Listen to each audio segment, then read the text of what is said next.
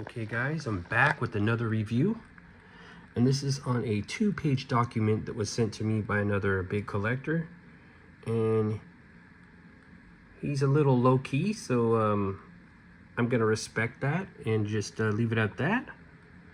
And I thank you very much for sending me this very rare document to do the video review on.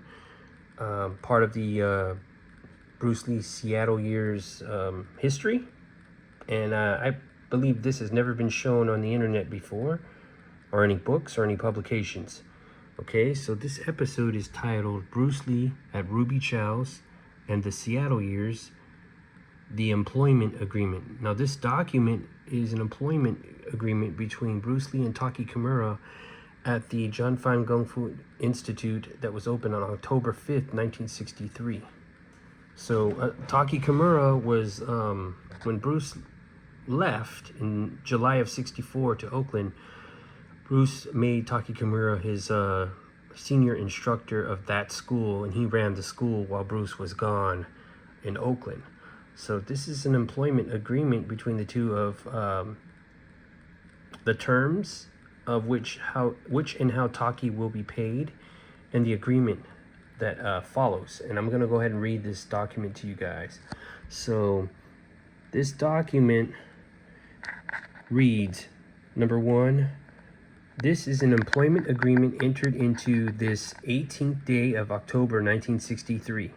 So this is about a little under 2 weeks after the Jump Fan Kung Fu Institute just opened in Seattle.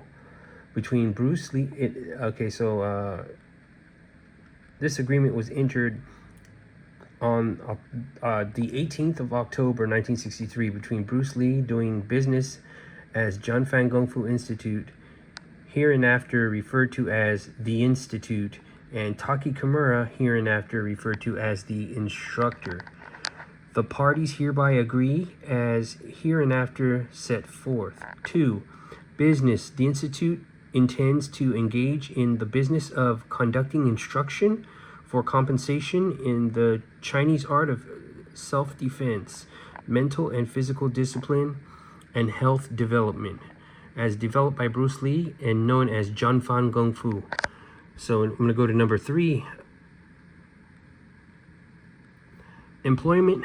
The Institute hereby employs the instructor to give instruction in Jun Fan Kung Fu to the students of the Institute. This agreement may be terminated by either party at any time for any reason. Compensation. The consideration of the services rendered by the instructor, the Institute shall pay the instructor as compensation for each year's service.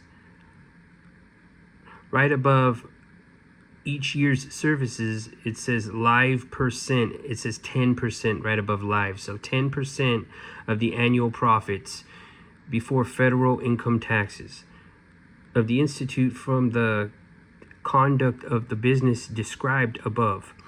If the instructor is employed for less than a year, his compensation shall be reduced proportionally. I'm going to go down to the very bottom of page 1. Okay, so the computation of compensation may be explained by the following illustration. Suppose that the annual profit for a particular year is 10,000. If the instructor were employed by the Institute during the entire year, the instructor would receive a compensation 5% of the profits, or $300. Suppose, however, that the instructor were employed only for 9 months.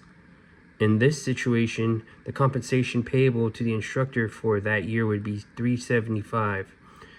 Being 5% of 7,500 of annual profits attributable to the first 9 months. So that just means that he would only get about 5% of the year's total profits if he's there, I guess, less than the contracted time. So I'm going to go to the next and final page of this 2-letter document. Okay, so this is the second page right here. All right. So number 5, computation of annual profits.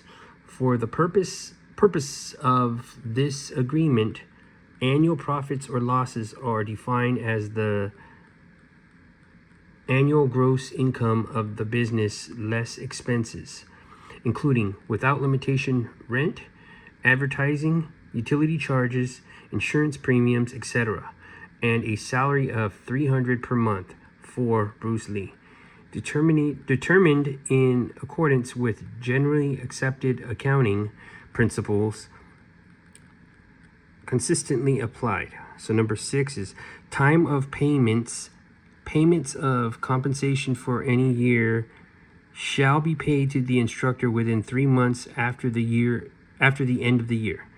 Fiscal or calendar year, the institute at its option may keep its accounting records on the basis of a calendar year, the first one ending on December 31st, 1963, or a fiscal year, the first ending on the day preceding the anniversary of this agreement. The word year, as used herein, shall refer to such calendar or fiscal year as selected by the Institute. Jun Fan Kung Fu Institute, signed by Bruce Lee. There's Bruce's Seattle era signature.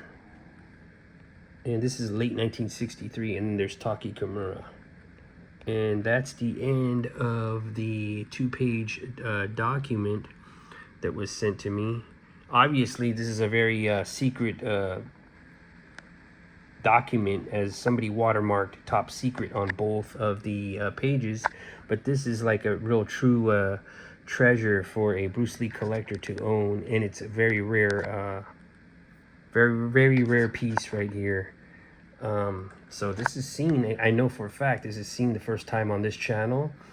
And I thank you very much again, my fellow collector, for sending me this to do the video on this and trying to preserve the Ruby Chow's and Seattle era history, as well as all of the other Bruce Lee history from all eras. So thank you guys for watching this pretty short video today, and I'll be coming back with another one for you guys pretty soon. So until then, take care, and I'll see you on the next video.